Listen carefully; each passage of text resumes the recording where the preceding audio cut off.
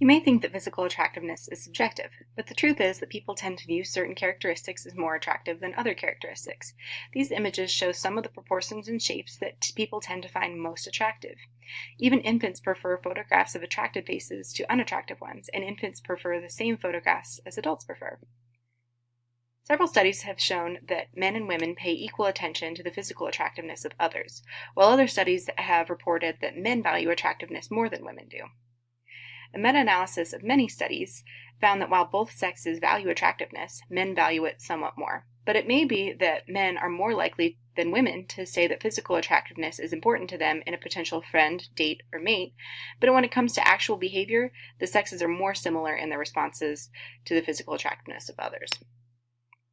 To illustrate this, Dr. Hatfield and her colleagues randomly matched 752 incoming students at the University of Minnesota for a blind date at a dance during a freshman orientation week. Although the students had previously taken a bunch of personality and aptitude tests, the researchers paired them up at random. On the night of the dance, the couple spent a few hours together dancing and chatting. Then they evaluated their date and indicated the strength of their desire to date that person again. Of the many possible characteristics that could have determined whether they liked each other, such as their partner's intelligence, independence, sensitivity, or sincerity, the overriding determinant was physical attractiveness. What's more, there was no great difference between men and women in this score. Across cultures throughout the world, consensus emerges. Perceivers think that some faces are just better looking than others. The two most important features for identifying attractive faces are symmetry and averageness. People tend to prefer symmetrical faces versus asymmetrical faces, meaning that the sides of the face match. You can see here that Scarlett Johansson has a very symmetrical face. Attractive faces for both sexes are those whose features tend to be the arithmetic mean, or average, for the species and not the extremes. This even holds up for things like wine bottles and birds. People tend to prefer the most average wine bottle and the most average picture of a bird because it's the easiest to process. People tend to prefer the physical attractiveness of composite faces. Here, researchers created composites of faces using a computer.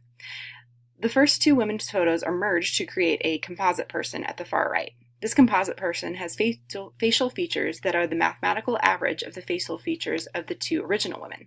People tend to find the average picture more attractive than either of the other pictures.